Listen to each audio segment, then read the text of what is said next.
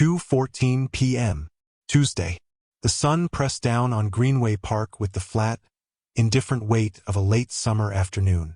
For Leo, the world was a muted thrum, the aggressive beat of a synth track pulsing through his oversized headphones, a necessary shield against the city's chatter. He sat on a worn wooden bench, sketchbook open on his lap, the fine tip of his pen tracing the intricate gears of a phantom clockwork beast. His focus was absolute, a tiny bubble of creation in a sea of mundane reality. He was 17, draped in a gray hoodie that had seen better days and jeans that had seen worse. An urban ghost hunched over a secret world of ink and paper. The music was his armor, the drawing his escape. He didn't see the two small children, a girl with bright red ribbons in her hair and a boy clutching a worn teddy bear, as they chased each other around the base of the metal slide.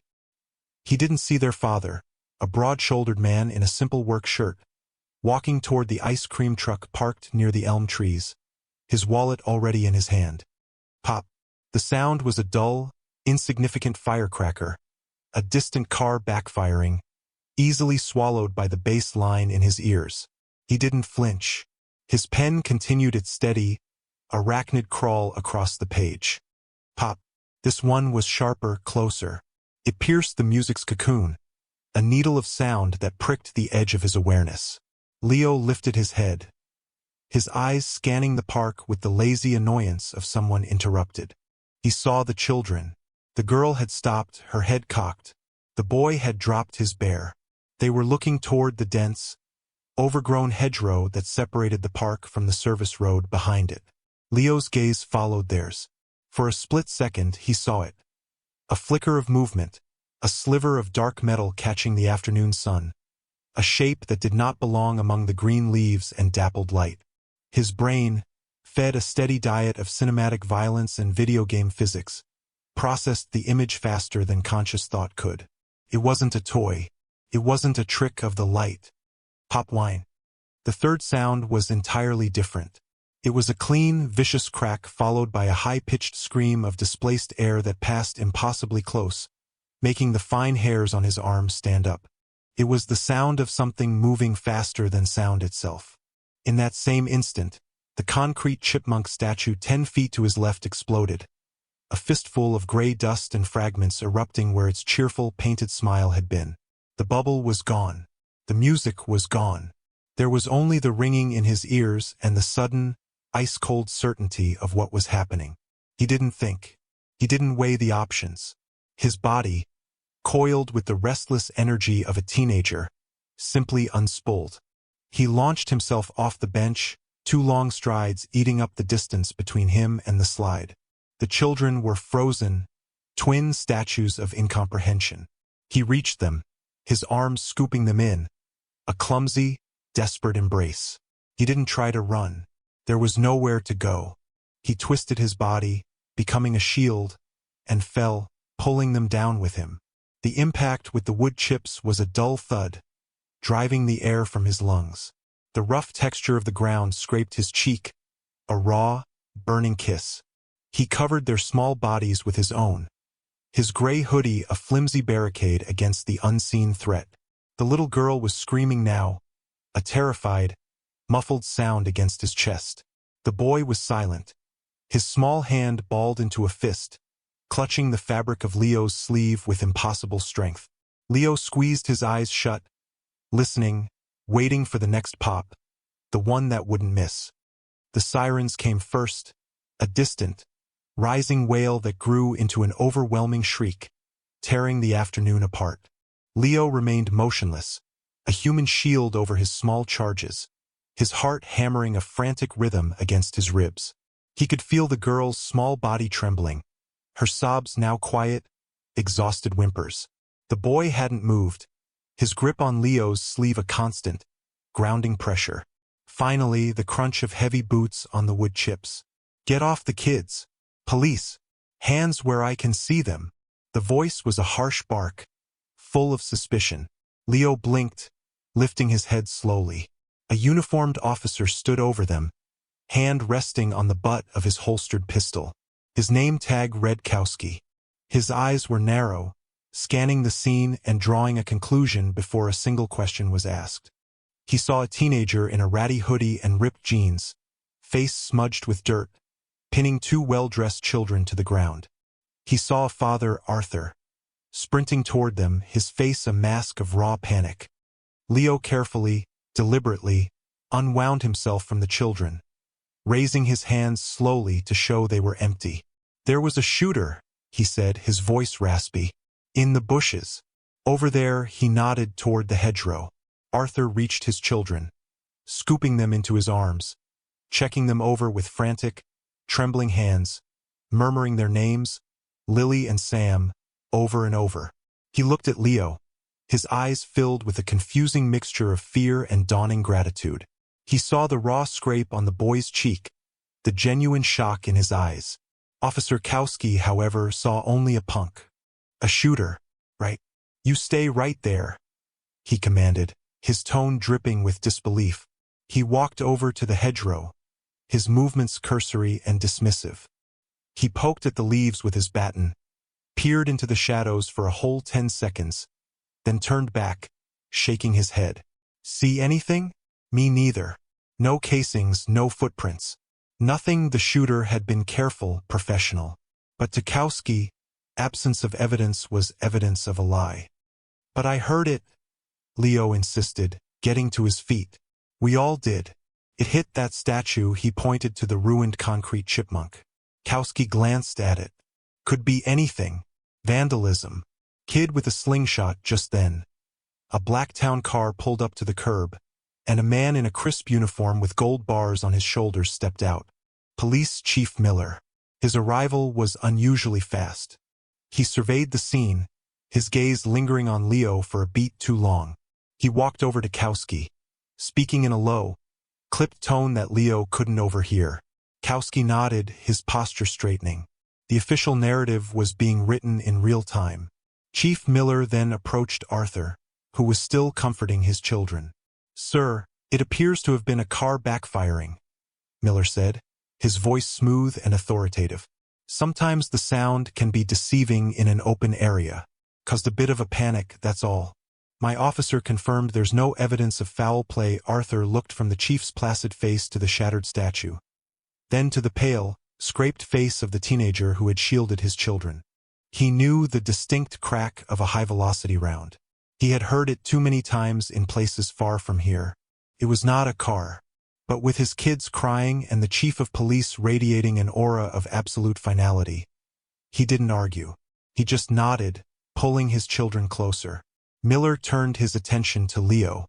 The manufactured calm vanished, replaced by a cold, hard glare. "Son, we have a report of a car backfiring. That's it. I don't know what you think you saw, but you'd be wise to stop telling stories. Now go on home." It wasn't a suggestion. It was a threat. Dismissed. Humiliated. Leo stood there for a moment, the injustice of it a bitter taste in his mouth. He looked at Arthur, who gave him a brief, almost imperceptible nod, a flicker of acknowledgement that went unseen by the police. Leo picked up his sketchbook from the bench, turned and walked away, the weight of their disbelief heavier than the fear had been. Leo's apartment was a small, two-bedroom box above a 24-hour laundromat on the other side of town. The constant, rhythmic churn of the washing machines was the soundtrack to his life, a dull vibration that seeped through the floorboards at all hours. He shared the space with his mother, a woman perpetually exhausted from working 2 jobs, one as a hospital orderly, the other cleaning office buildings at night. Her love for him was a given, but her presence was fleeting. Leo's rebellion was a quiet, internal one. It wasn't about drugs or vandalism. It was about carving out a space to breathe in a world that felt determined to suffocate him. The hoodie was a portable cave. The headphones were a movable wall. The sketchbook was a different universe entirely, one he could control. He dropped his keys in the ceramic bowl by the door and went straight to the small, cluttered room that was his. The walls were covered in his drawings. Impossibly complex cityscapes, anatomical studies of birds' wings, blueprints for machines that could never exist. They were studies in order, in systems where every gear had a purpose and every line had a meaning. He sat on the edge of his bed and pulled off his hoodie. As the fabric slid over his arm, a sharp sting made him wince. He looked down. On his forearm, just below the elbow, was a small, angry red mark, a crescent-shaped burn. It was tiny, insignificant, but it was there. A hot shell casing, ejected from the weapon, must have flown through the air and grazed him as it fell. It was his only proof. A mark that proved he wasn't crazy, that he hadn't imagined the whine of the bullet or the explosion of concrete. He touched it gently, the slight pain a confirmation of reality. He was a witness, and the police had told him to his face that what he witnessed didn't happen. Miles away, in a quiet suburban neighborhood with manicured lawns and identical mailboxes, Arthur, known as Bear to his friends, was performing the sacred nightly ritual of tucking his children into bed. Lily, 6, and Sam, 5, were bathed and in their pajamas. The trauma of the afternoon softened into a confusing memory. The boy with the drawings gave us a big hug. "Daddy?" Lily murmured, her voice thick with sleep. It was a loud noise. Sam, clutching his teddy bear, the one he had dropped in the park, added. "He fell on us." Like a blanket, Arthur smoothed their hair, his large, calloused hands surprisingly gentle. "He kept you safe," he said, his voice a low rumble.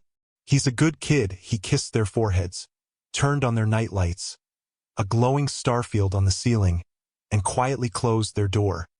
He walked down the hallway of his small, meticulously neat house. It was a home built on routine and stability. In his garage, amidst the gleaming tools and the half-assembled engine of a vintage motorcycle, was his sanctuary. The air smelled of oil, steel, and solvent. On one wall, next to a calendar from his auto parts supplier, hung 2 framed items. The first was a photograph of a younger Arthur, lean and uniformed, standing with his army unit in a dusty, sun-bleached landscape. The second was the official charter of the Iron Doves Motorcycle Club. Their patch was an armored dove, wings spread, clutching an olive branch in one talon and a wrench in the other. Their motto was stitched in silver thread below it, Ordo et Fides, order and faith. Arthur was the chapter president. He ran his club the same way he ran his garage and his life, with precision, discipline, and an unbreakable code. And that code was screaming at him now. A debt was owed. An innocent had protected his children. He knew, with a certainty that settled deep in his bones, that the sound he had heard was gunfire. And he knew, with that same certainty, that a police chief who shows up that fast to call a gunshot a backfire isn't doing his job. He's managing a scene. The fear started as a low hum, a background static that Leo couldn't tune out. It began with the car, a generic black sedan with tinted windows that appeared 2 days after the incident in the park, parked across the street from the laundromat, always in the same spot. It was just there, a silent, featureless observer. The first day, Leo dismissed it as a coincidence. The second day, his stomach tightened. The third day, when he saw the silhouette of a man in the driver's seat watching him walk to the bus stop, the hum of fear became a sharp, piercing tone.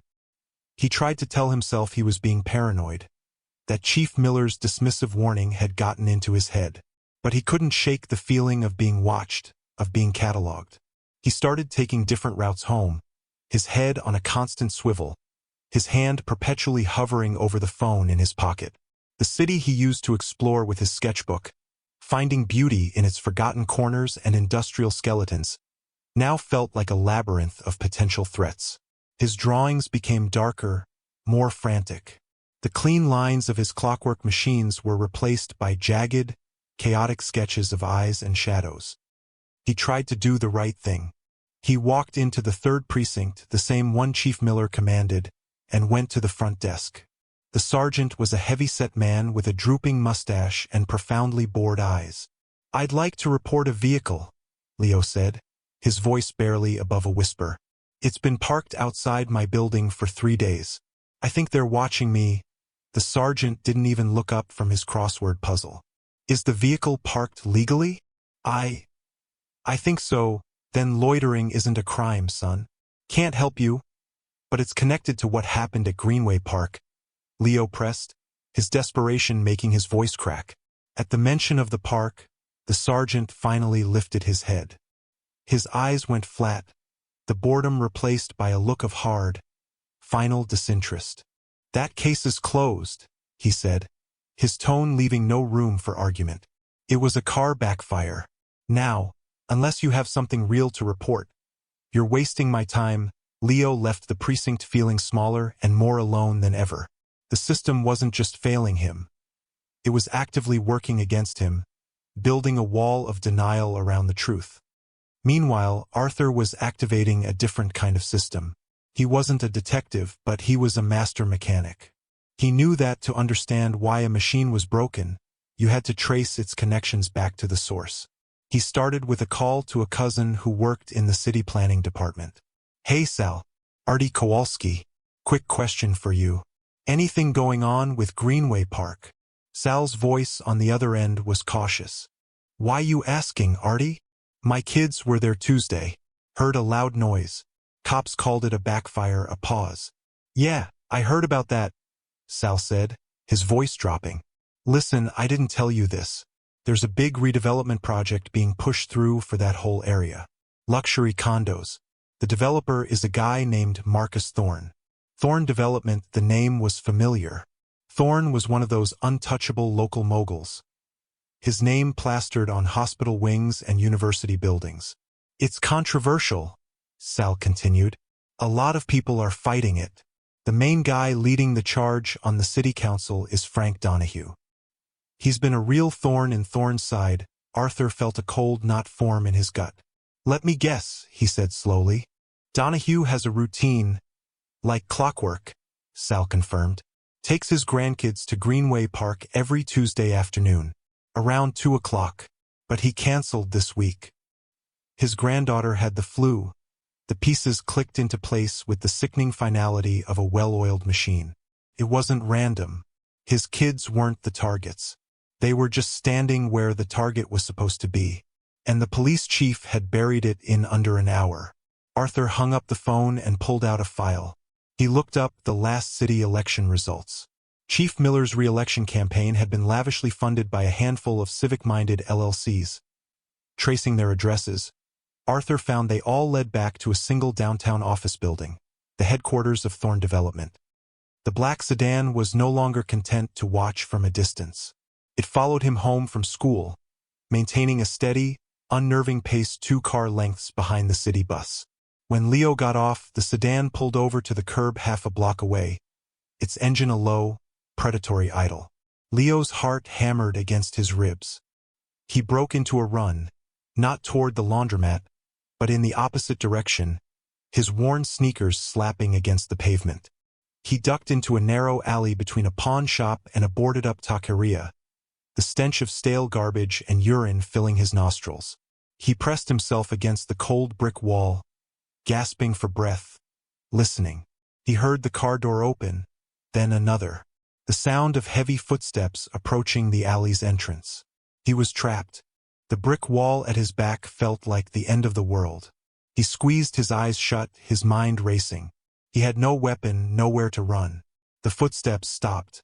The shadows of 2 large men fell across the mouth of the alley, blocking the afternoon sun. Then, a new sound. A low, guttural rumble that started as a vibration in the soles of his feet and grew into a deep-chested growl. It was the sound of a large displacement V-twin engine, and it was close. A second engine joined the first, then a third, their distinct, staggered rhythms overlapping into a powerful mechanical chorus. Leo opened his eyes.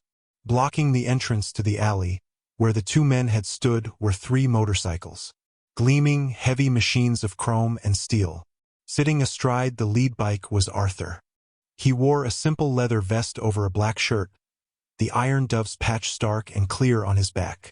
The 2 other bikers flanked him, their faces unreadable behind their sunglasses, their gloved hands resting on their handlebars. They didn't rev their engines. They didn't shout. They just sat there, a silent, immovable wall of leather and steel, their idling engines a promise of contained power. The 2 men who had been stalking Leo froze.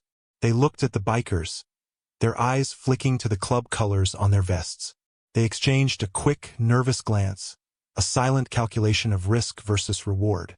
Whatever their mission was, it wasn't worth a confrontation with an organized motorcycle club.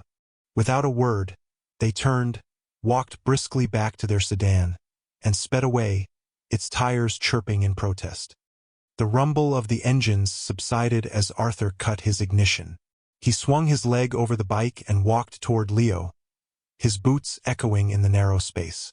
Leo was still pressed against the wall, his body trembling with residual adrenaline. Arthur stopped a few feet away. His expression wasn't one of pity or aggression. It was calm, steady, and serious. "My name is Arthur," he said, his voice even and direct. "You saved my children, Lily and Sam." He didn't offer a simple thank you. Felt like more than that. It was an acknowledgement, a statement of fact. "I saw those men follow you from the bus stop. We've been keeping an eye out." Leo stared at him, unable to speak. Protection had come from the most unexpected quarter. Not from the police, who were sworn to serve and protect, but from a biker. "You told the truth in the park," Arthur continued, his gaze unwavering. "They didn't listen. We will." In that moment, the unwritten laws of the Iron Doves were invoked. A debt of honor had been incurred the moment Leo threw his body over Arthur's children. An act of courage had been performed. A truth had been spoken and then deliberately buried by a corrupt system. The club's purpose was not vengeance. It was the restoration of order, the upholding of faith. And the system that had failed this boy, that had put him in this alley, was now the target. Not for destruction, for correction. The Iron Doves clubhouse was nothing like the sordid dens depicted in movies. It was located in a nondescript brick building in an industrial park, nestled between a plumbing supply warehouse and a sheet metal fabricator. Inside, the space was clean, organized, and functional. The main room smelled of coffee and wax from the polished concrete floor, not stale beer and cigarette smoke. Instead of a bar, there was a long, fully equipped kitchen. Instead of pin-up posters, the walls were decorated with framed photographs of club charity rides, community service awards, and memorials to fallen members. Veterans, most of them. At the head of the room, a large whiteboard was covered in a spiderweb of names, dates, and connecting lines, all written in a precise, neat hand. Presiding over it was a man they called Doc, the club's secretary. A former Army logistics officer with a mind for details, Doc was pointing a laser pointer at a box he had drawn. "Thorn Development," he said, his voice crisp. "This is the center of gravity. All lines lead back here. Chief Miller's campaign finances. The zoning commission that approved the park redevelopment permits. The Shell Corporation that owns the black sedan." What followed was a montage of quiet, disciplined, and lawful mobilization. The image of a biker gang preparing for war was a fiction. This was something else entirely. This was an audit. A member named Gus, a union plumber with access to city records, spent hours in a dusty municipal archive, photographing building permits and inspection reports for every Thorn project built in the last decade, his phone's camera clicking softly in the silent room. Another member, a quiet CPA named Marcus, who they called Abacus, sat at a computer in the clubhouse, cross-referencing public campaign finance databases with property tax records, a mountain of data slowly being refined into a sharp, undeniable point of evidence. A younger member, who drove a delivery truck for a local television station, made a discreet call. "Hey, Sarah," he said into his headset. "It's Jimmy. You know that story you were looking for? The one with teeth? I think I've got something for you. City Council meeting. Tuesday night. Just be there." The timestamps were an invisible clock, counting down. T-minus 72 hours. The head count grew. Arthur made a call to the president of the neighboring chapter. "Roadblock, it's bare. I'm calling in a marker." An hour later, 12 more men pledged to be there. The word spread through the club's network, a quiet ripple of solidarity. T-minus 48 hours. The number rose to 24, then 48. They weren't polishing chrome or loading weapons. They were in the clubhouse's back room, a space that served as a workshop, gathered around tables. They were collating documents into neat binders, highlighting key phrases, and rehearsing a sequence of events. Leo was there through it all. He sat at a drafting table Doc had set up for him, a powerful lamp illuminating his sketchbook. He was no longer just drawing for himself. His skill had become a tool. With painstaking precision, he created a series of diagrams of the park. He drew an aerial view, marking the position of the bench, the slide, the shattered chipmunk statue. He drew another from the perspective of where he had been sitting, marking the exact spot in the hedgerow where he had seen the glint of metal. Using his memory of the whine of the bullet and the impact on the statue, he drew a straight, clean line, indicating the shot's trajectory. It was a perfect line of sight to the exact spot where Councilman Donahue's bench was located. He worked with an intensity he had never felt before, his pen a scalpel dissecting a lie. For the first time, his art had a purpose beyond his own imagination. It was becoming evidence. It was becoming truth. The city council chamber was a study in beige and muted ambition. The air was stale, thick with the drone of bureaucratic procedure. On the raised dais, council members shuffled papers, their faces illuminated by the glow of their laptops. In the front row of the public gallery sat Marcus Thorne, the picture of civic virtue in a tailored suit, waiting to accept the Chamber of Commerce Civic Benefactor of the Year award.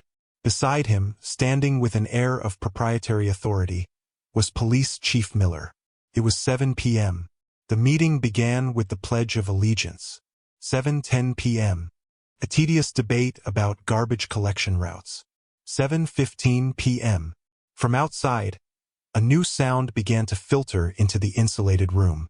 It started as a low, almost subsonic vibration, a feeling more than a sound. Then it grew, resolving itself into the unmistakable, syncopated rumble of dozens of motorcycle engines.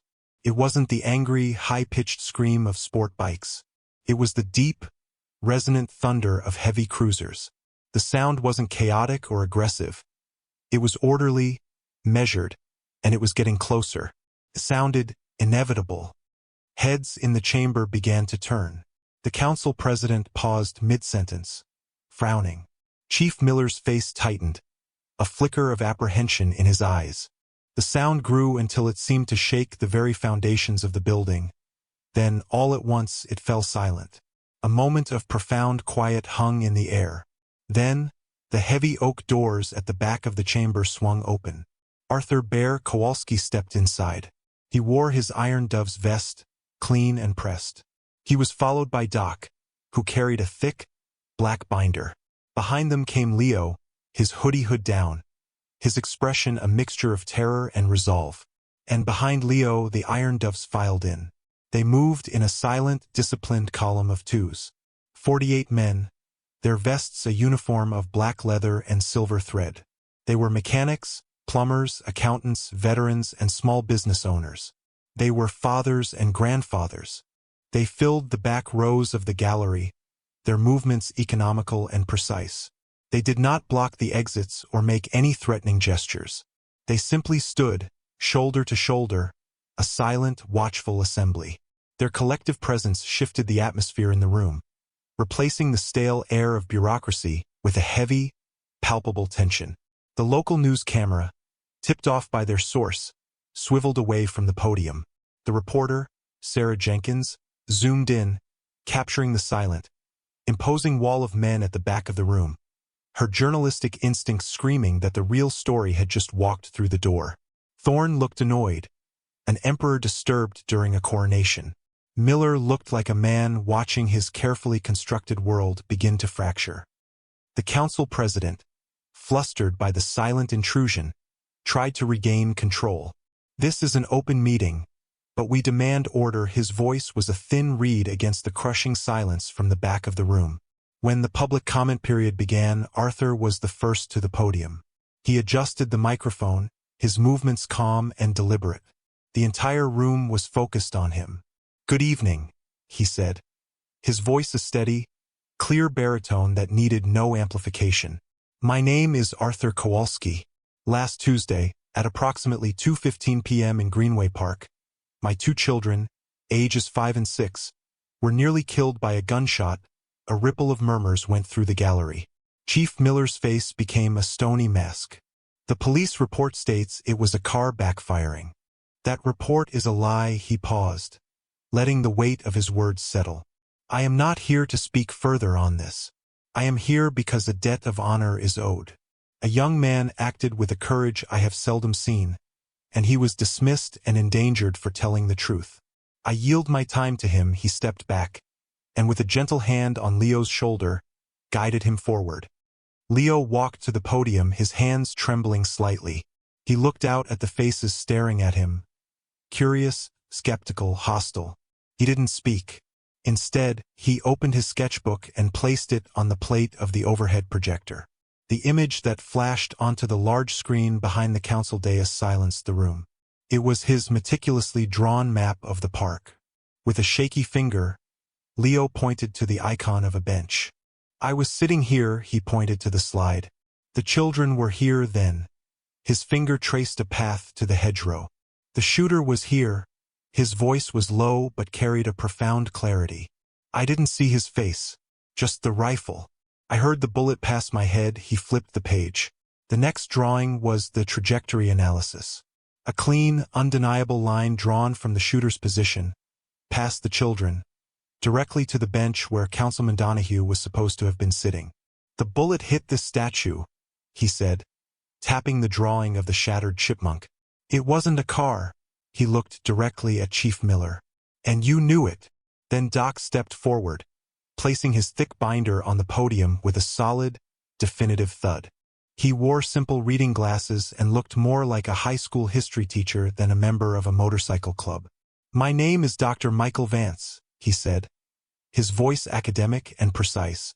I am the secretary for the Iron Doves Motorcycle Club. We are an organization of veterans and community members bound by a code of order and faith. We have a debt of honor to this young man, who was ignored by the very people sworn to protect him. We are here tonight to ensure his truth is heard, and to provide context. He opened the binder. For the next 10 minutes, he laid out the case with the dispassionate precision of a surgeon. Exhibit A, a sworn affidavit from Councilman Donahue, confirming his weekly schedule in the park and the last-minute cancellation.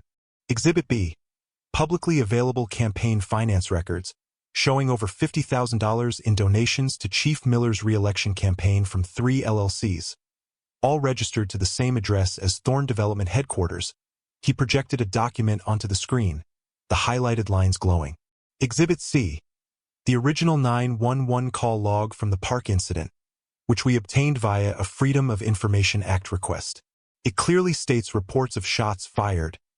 This was deliberately altered in the official police report signed by Chief Miller to read noise complaint. He turned a page. Exhibit D, a preliminary structural engineering report on Thorn's last downtown project, obtained by one of our members, detailing the use of substandard materials. A project approved by a city commission on which Chief Miller's wife holds a salaried position. Each statement was a nail being hammered into a coffin. Marcus Thorn's face had gone from annoyance to ashen gray. The bikers behind them remained silent, their presence a powerful, unspoken testimony. They were not vigilantes. They were witnesses, presenting a meticulously researched, fact-based indictment that the system had tried to bury. The council chamber erupted. Reporters were shouting questions. Council members were on their feet, yelling at Chief Miller, who stood frozen, his authority evaporating under the harsh lights. Sarah Jenkins, the local news reporter, was broadcasting live, her voice a torrent of excited disbelief as she narrated the stunning collapse of the city's power structure. A motorcycle club has just presented damning evidence linking a prominent developer and the chief of police to an alleged assassination attempt and subsequent cover-up. Marcus Thorn tried to make a discreet exit, but his path was blocked. 2 of the largest Iron Doves had moved to stand near the main door. They didn't touch him. They didn't speak to him. They simply stood there, 2 immovable objects, their arms crossed. Their message was clear. No one was leaving until this was finished. Just then, a side door opened and 2 plain-clothed individuals entered, flanking a woman in a sharp suit. She walked directly to the podium and addressed the council president. "My name is Helen Pryor," she announced, her voice cutting through the chaos. I'm from the State Attorney General's office. We received a comprehensive file of evidence from Mr. Vance's organization this afternoon. As of right now, our office is launching a full investigation into Thorn development and the leadership of the city's police department. She turned and nodded to the two agents, who walked directly to Chief Miller. Chief, one said quietly but firmly, you're being placed on administrative leave, effective immediately. We need you to come with us. Miller, pale and shaking, allowed himself to be escorted from the chamber by his own stunned, subordinate officers, a procession of public disgrace. The council president, stammering, officially rescinded the Civic Benefactor Award for Marcus Thorn, who now sat slumped in his chair, a man utterly defeated. The cameras swarmed Leo, but Arthur stepped in front of him, a protective shield. He put a firm, reassuring hand on the boy's shoulder. He leaned into one of the microphones. Courage is not the absence of fear, Arthur said, his voice resonating with quiet authority. His words directed as much to Leo as to the cameras. It is telling the truth when your voice shakes. This young man did that, and we are honored to stand with him from behind him. Another iron dove came forward, carrying something wrapped in a soft cloth. He handed it to Arthur. Arthur turned and presented it to Leo. It was a custom-painted motorcycle gas tank, its surface a gleaming work of art. A local artist, a friend of the club, had worked on it for 2 days straight. It depicted a powerful, stylized lion Leo, standing guard over two small, protected doves, Lily and Sam. This is the Iron Heart, Arthur explained. It's the highest honor our club can bestow upon a civilian. It means you're one of us, your family, you're under our protection. Always Leo took the tank, its weight solid and real in his hands. It was more than a gift. It was a symbol, a testament to the fact that his small act of courage had been seen, and that it mattered. 6 months later, the city felt different. The air seemed cleaner, the sunlight brighter. The cloud of corruption that had hung over its civic life had been lifted. The state's investigation had been swift and brutal, uncovering a web of graft and intimidation that led to multiple indictments, including those of Marcus Thorn and the now-disgraced former Chief Miller. Thorn's assets were frozen, and a portion of them were seized and redirected by court order into a civic restoration fund. The first project financed by that fund was the revitalization of Greenway Park. The controversial condo project was dead. Instead, a new, state-of-the-art playground was under construction, its bright, primary-colored structures a monument to the community that had refused to be broken. The Iron Doves, once viewed with suspicion by many, were now regarded as local heroes. They had leveraged their newfound public goodwill not for their own gain, but to create something lasting. They established the Leo's Shield Foundation, a non-profit youth mentorship program. It paired teens from tough backgrounds with members of the club, tradesmen who could teach them valuable skills. Kids who might have drifted into trouble were now learning welding from a master fabricator, engine repair from a certified mechanic, and electrical work from a licensed contractor. It was a program built on the club's core principles: order, faith, and the dignity of honest work. Leo was no longer the invisible, rebellious teen hiding behind his headphones.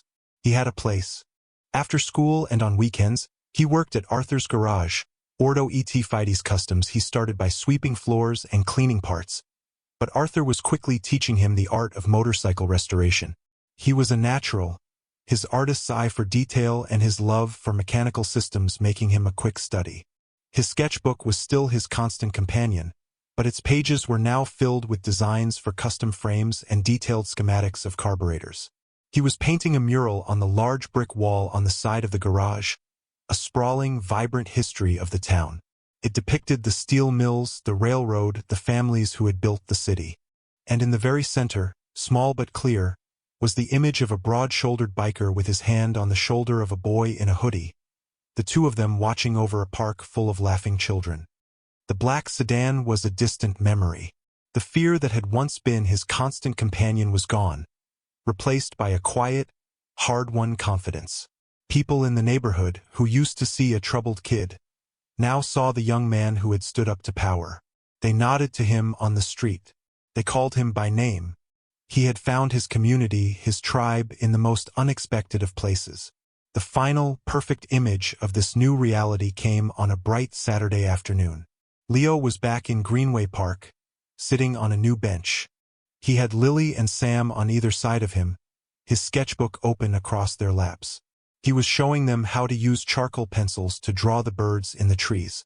Arthur watched them from a short distance away, his Iron Dove's vest resting on the bench beside him. A few of his club brothers pulled into the parking lot, their engines a familiar, comforting rumble. In this town, that sound was no longer a sign of trouble. It was the sound of order restored, of faith rewarded. It was the sound of a promise kept.